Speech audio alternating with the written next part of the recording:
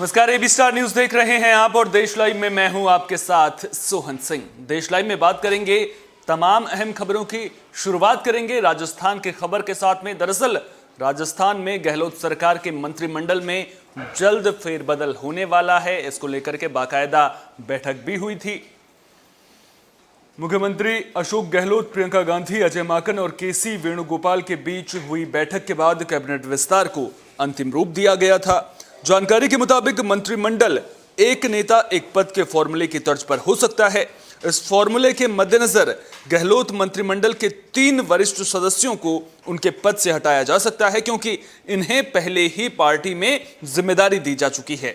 इस फॉर्मूले के तहत राजस्थान प्रदेश कांग्रेस कमेटी के प्रमुख गोविंद डोटासरा, पंजाब के प्रभारी हरीश चौधरी और गुजरात के प्रभारी रघु शर्मा के बाहर होने की संभावना है। बता दें कि मौजूदा वक्त में गहलोत मंत्रिमंडल में 9 पद खाली हैं और अगर 3 मौजूदा मंत्री हैं उनको हटा दिया जाता है तो फिर 12 नए मंत्रियों को कैबिनेट में शामिल किया जा सकता है।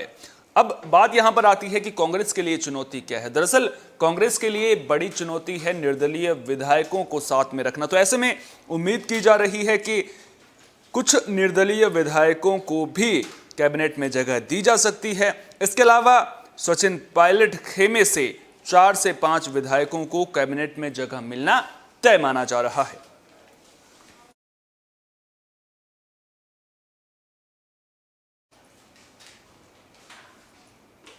सलमान खुर्शीद की किताब पर बवाल मचा हुआ है। दरअसल उन्होंने हिंदुत्व की तुलना आतंकी संगठन आईएसआईएस और बोको हरम से की थी, जिसके बाद इस किताब को लेकर सवाल खड़े हो रहे हैं। वहीं दूसरी ओर कांग्रेस के वरिष्ठ नेता गुलाम नबी आजाद ने अब मामले को लेकर बड़ा बयान दिया है। उन्होंने कहा है कि हिंदुत्व की तुलना आतंकी संगठन आईएसआईएस और जिहादी इस्लाम से करना ठीक नहीं है। उन्होंने इसकी आलोचना की है। साफ तौर पर कहा है कि जो बातें किताब में लिखी गई हैं वो बातें बिल्कुल भी सही नहीं है। हिंदुत्व की तुलना आईएसआईएस और आतंकी संगठन बोको हरम से नहीं की जा सकती है। साथ ही उन्होंने कहा कि आईएसआईएस और जिहादी इस्लाम के साथ इसकी तुलना करना तथ्यात्मक रूप से गलत और अतिशयोक्ति है। दरअसल सलमान खुर्शीद ने अपनी नई किताब sunrise over Ayodhya nationhood in our times में एक पूरा अध्याय देश में हिंदुत्व की बढ़ती विचारधारा के ऊपर लिखा है। द सैफ्रॉन स्काई शीर्षक से लिखे इस अध्याय के पेज 113 पर उन्होंने हिंदुत्व की तुलना बोको हरम और आईएसआईएस जैसे आतंकी संगठनों से की है।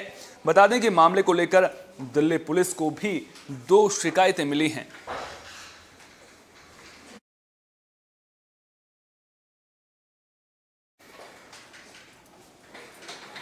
भारत में बनी वैक्सीन का लोहा पूरी दुनिया मान रही है। 96 देश इसे मान्यता दे चुके हैं। वहीं अब द लैंसेट ने भी कोवैक्सीन की तारीफ की है। उन्होंने इसे अत्यंत प्रभावकारी बताया है। तो भारत की देसी वैक्सीन कोवैक्सीन के लिए एक और खुशखबरी है। पहले WHO से मंजूरी मिली और अब द लैंसेट ने भारत बायोटेक की कोवैक्सीन को अत्यंत प्रभावकारी माना है। मेडिकल जर्नल द लैंसेट के एक नए अध्ययन में कहा गया है कि कोवैक्सीन अत्यधिक प्रभावकारी है और ये पूरी तरह से सुरक्षित है। कोवैक्सीन के फेज 3 ट्रायल डेटा में किसी तरह की सुरक्षा की चिंता की बात नहीं की गई है। द लैंसेट ने कहा कि सिम्प्टोमिक कोरोना मरीजों के खिलाफ भारत बायोटेक की कोवैक्सीन 77.8% असरदार पाई गई है। द लैंसेट ने एक बयान में कहा कि कोवैक्सीन की दोनों खुराक दिए जाने के 2 हफ्तों के बाद ये टीका एक मजबूत एंटीबॉडी रिस्पॉन्स उत्पन्न करता है। मेडिकल जर्नल ने कहा कि भारत में नवंबर 2020 और मई 2021 के बीच 18 से 97 साल की आयु के 24,419 वॉलंटियर्स को शामिल करने वाले कोवैक्सीन के ट्रायल के दौरान वैक्सीन से संबंधित मौत या कोई भी गंभीर प्रतिकूल घटनाएं दर्ज नहीं की गई हैं।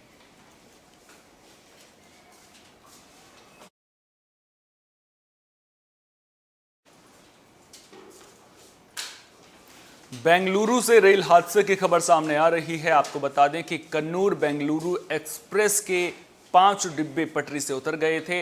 अच्छी खबर यह है कि इस दौरान कोई भी यात्री हताहत नहीं हुआ है। तो आपको बता दें कि यह हादसा सुबह 3:50 पर हुआ, जिसके बाद मौके पर चीख पुकार मच गई। दक्षिण पश्चिमी रेलवे अधिकारियों का कहना है कि यह हादसा बेंगलुरु मंडल के टोपपुरु सिवदी के बीच में हुआ, जब अचानक से कुछ पत्थर पटरी पर आकर गिर गए, जिसके 5 डिब्बे पटरी से उतर गए। अधिकारियों का कहना है कि हादसे के वक्त ट्रेन में 2348 यात्री सवार थे, लेकिन किसी के भी हताहत होने की सूचना नहीं है।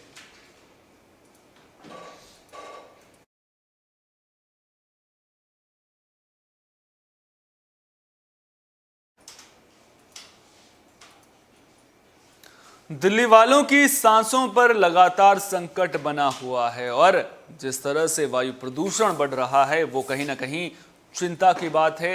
लोगों को खासी दिक्कतों का सामना भी करना पड़ रहा है। सुबह के वक्त धुंध छाई रहती है, जिसकी वजह से वाहन चालकों को भी परेशानी हो रही है। तो दिल्ली वालों की सांसों पर संकट लगातार बना हुआ है और दिल्ली के लोगों के लिए प्रदूषण का ये दौर बेहद खतरनाक होता जा रहा है। आलम यह है कि दिल्ली के ज्यादातर इलाकों में सुबह के वक्त हल्की धुंध छाई रहती है और धुंध और प्रदूषण मिलकर स्मॉग बन गया है, जो दिल्ली के आसमान पर जमने लगा है। वहीं हवा की रफ्तार कम होने के चलते ये स्मॉग दिल्ली के आसमान पर ज्यादा देर तक टिक रहा है, जिसकी वजह से लोगों को सांस लेने में दिक्कत हो रही है।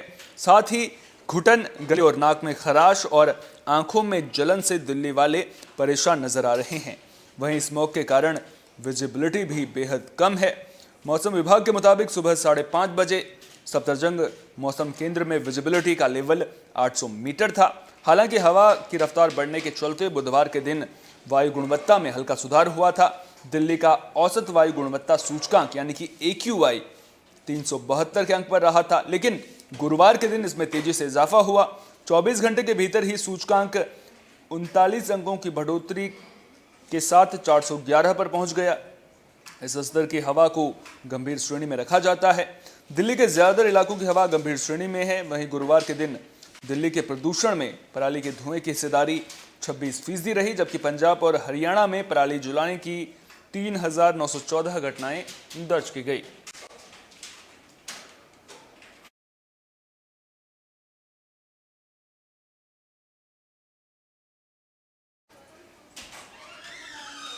देश लाइव में फिलहाल के लिए इतना ही। देश दुनिया की तमाम अहम खबरों के लिए आप बने रहिए AB स्टार न्यूज के साथ, क्योंकि यहां पर खबरों का सिलसिला कभी नहीं थमता।